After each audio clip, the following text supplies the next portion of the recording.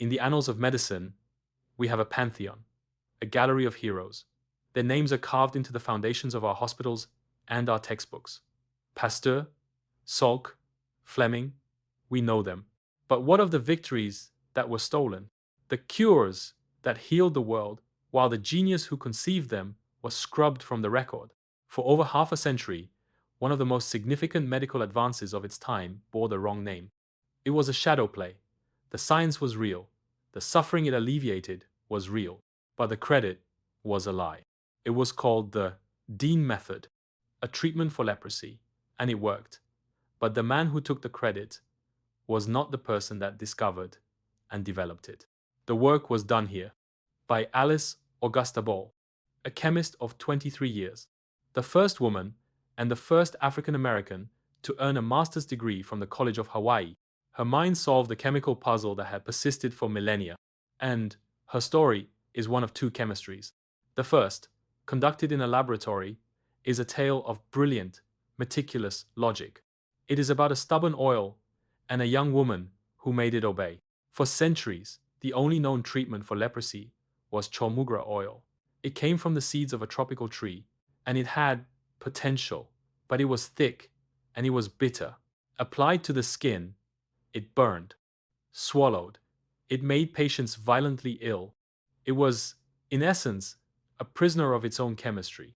Oil and water, the foundation of the human body, are natural enemies.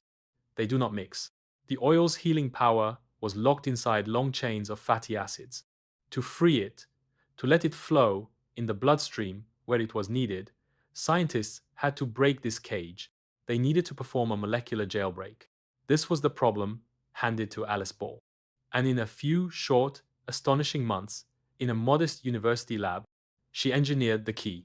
Her process was called esterification. She took the chaotic fatty acids of the raw oil and, through precise heating and reaction with alcohol, she reforged them. She created a new, stable compound, a water-soluble ester.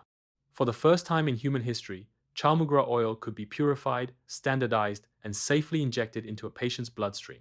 It was no longer a folk remedy. It was modern medicine. The technique would later become known as the Ball method, though it carried no such name while she was alive. And the second chemistry at work here was not of the laboratory. It was the chemistry of power, of prejudice, and it would prove tragically reactive. This is the story of a cure that was found and a chemist who was lost, of how Alice Ball's name was erased from her own discovery, and of the decades-long struggle to write it back. This is what was overlooked. To understand the weight of Alice Ball's achievement, you must first feel the weight of the disease she sought to treat, not as a clinical abstraction, but as a human reality at the dawn of the 20th century. For centuries, leprosy, or Hansen's disease, was a sentence not just of illness, but of exile. It is a bacterial infection that could cause nerve damage and disfigurement. It was shrouded in a terror far greater than its symptoms. Societies responded not with medicine, but with banishment. In Hawaii, this fear took a geographical form, kalaupapa. Beginning in the 1860s, thousands of people diagnosed with leprosy were forcibly removed from their families and sent to this remote colony on Molokai. It was a place of profound isolation. The world had decided that containment was the only answer to contagion.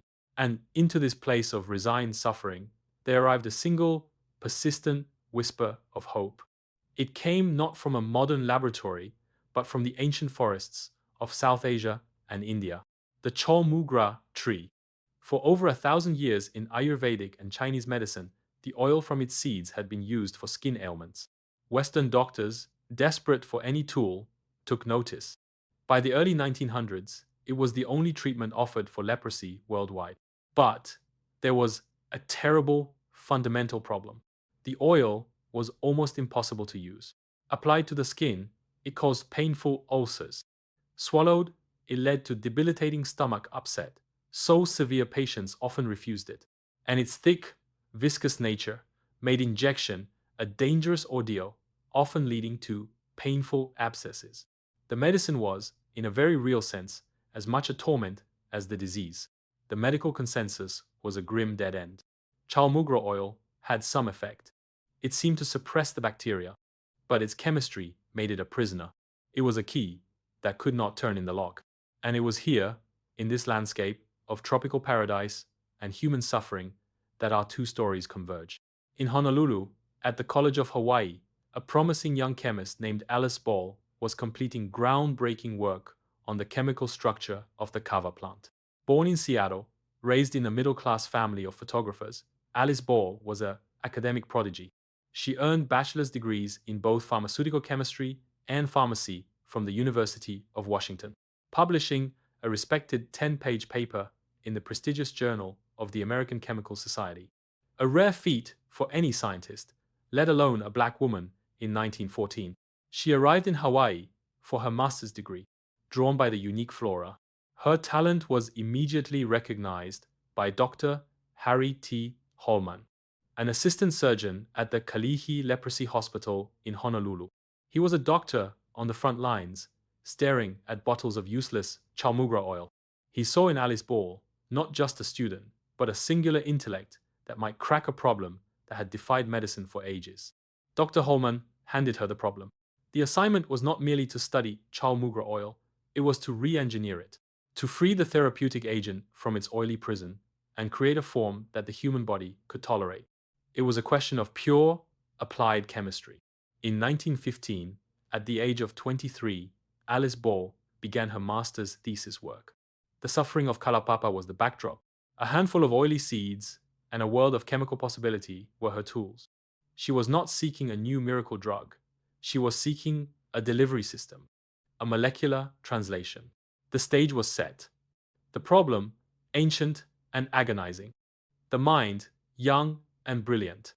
All that remained was the reaction. Alice Ball now faced the core of the problem. Chaulmoogra oil was a complex mixture, but its therapeutic power lay primarily in a unique set of fatty acids, chaulmoogric acid and hydrocarbonic acid. Think of them not as poisons, but as powerful, intricate keys. The problem was, these keys were sealed inside a molecular vault that was hydrophobic. It repelled water. The human bloodstream is a water-based environment. Injecting the raw oil was like throwing that entire locked vault into a river. The body system couldn't access the key inside. It would simply reject the foreign, oily mass, causing inflammation and abscesses. Ball's genius was to see the solution not in finding a new key, but in modifying the vault. She needed to transform these water-fearing fatty acids into a form that was water-soluble, a form that could travel freely in the bloodstream to reach the leprosy bacilli hiding in nerves and skin. Her tool was a fundamental chemical reaction called esterification. In simple terms, she performed a molecular swap. Each fatty acid has what's called a carboxylic acid group, a reactive cluster of atoms at one end.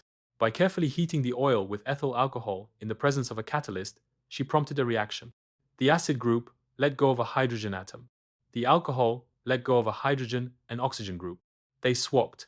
What formed was a new compound, an ethyl ester.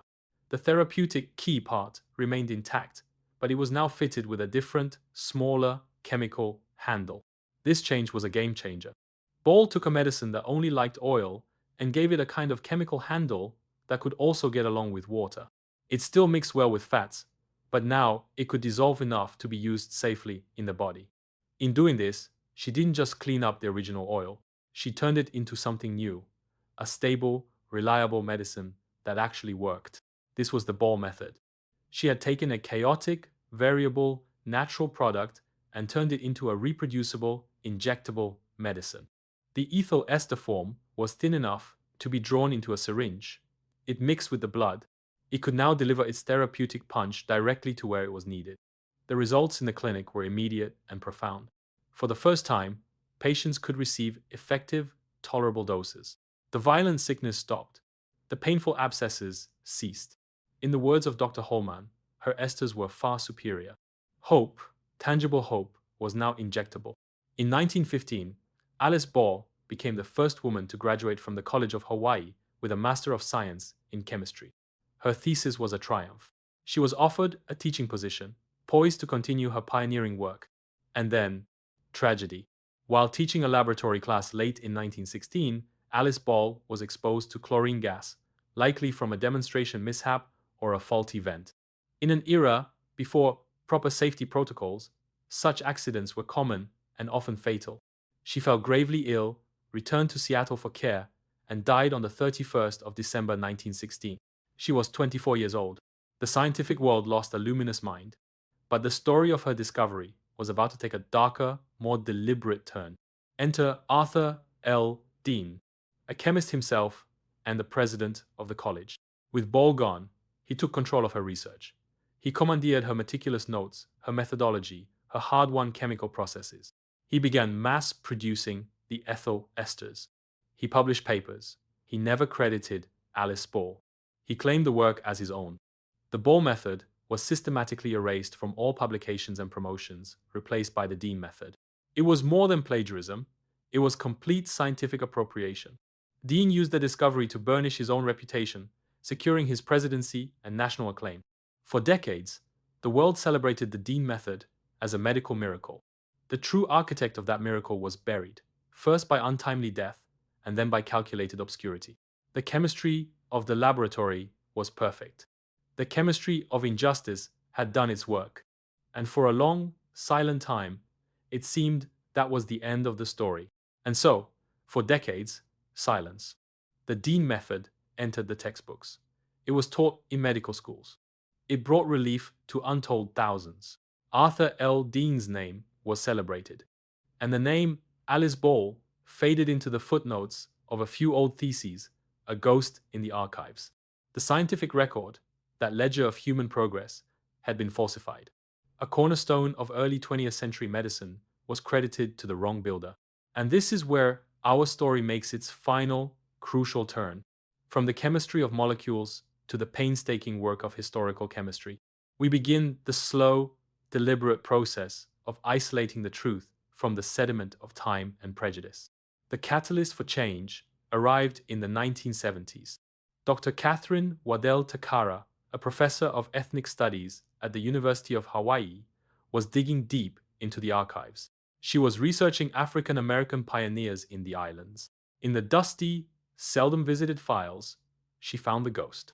Alice Ball's original master's thesis, she found the detailed lab notes.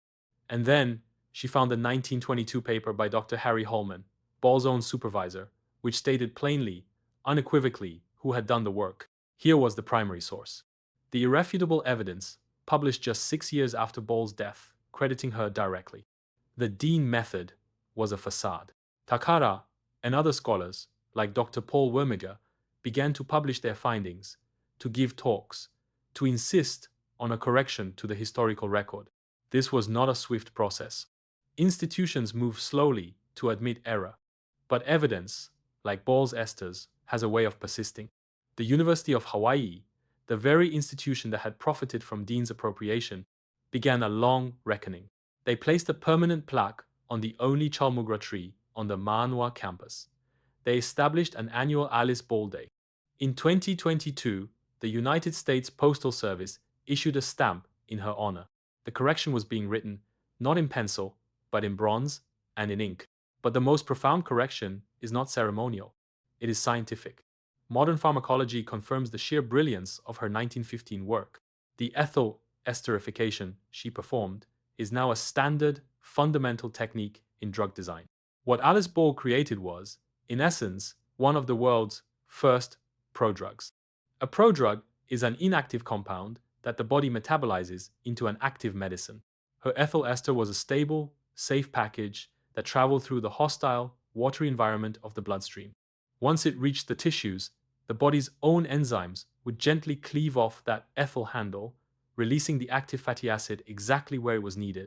She engineered a perfect, targeted delivery system a century before the concept had a name. She didn't just find a medicine, she invented a smarter way to deliver it. So, the record is now corrected. Alice Ball's name is restored. But this act of reclamation leaves us with a question far deeper than a simple attribution. It forces us to conduct an audit of our own. How many other Ball methods are still labeled Dean in the vast archive of science? How many quiet geniuses, women, people of color, and the overlooked had their work absorbed by the machinery of a system that saw them not as authors, but as raw material. The tragedy of Alice Ball is not that her discovery was lost, it saved lives. The tragedy is that her authorship was stolen. We got the benefit of the chemistry, but we were deprived of the chemist. For over 50 years, we were taught a history of medicine that was missing one of its most ingenious chapters. Her legacy, then, is dual. It is the Ethel Esther, a tool of healing, and it is the restored name, a tool of justice. One treated a disease of the body, the other treats a disease of memory. Both are cures we desperately needed. Alice Ball solved a mystery of molecules, only for her name to become a mystery of history. Both, thankfully, have now been resolved. Her story reminds us that the search for truth does not end in the laboratory. It continues in the archives, in our classrooms, and in our willingness to re-examine the names we've been given. If these journeys into the overlooked corners of history have value for you, please like this video, subscribe to the channel, and tap the bell so you don't miss our next exploration. This has been For What It's Worth.